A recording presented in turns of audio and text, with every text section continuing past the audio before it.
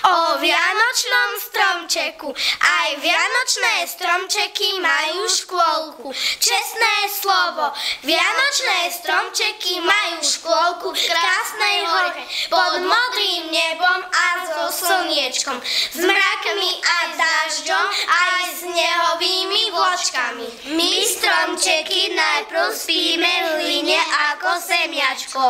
Ako bábätko v hnedej pelinke. Odrazu nám narastú korienky, aj ihličnaté kečky. Už nie sme semiačka, ale maličké smliečky.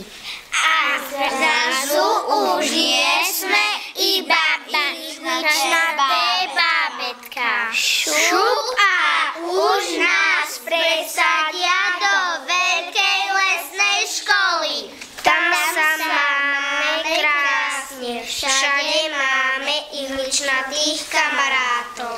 Vietor nás hojdá, dáždik sprchuje, slniečko nás suší, snehové vločky nám sadajú na konáriky. Vianočné stromčeky sa majú v lesnej škôlke dobre, počujú, ako krásne spievajú lesné vtáčiky. Ako ďateľ preklopáva stromy, klop, klop, klop.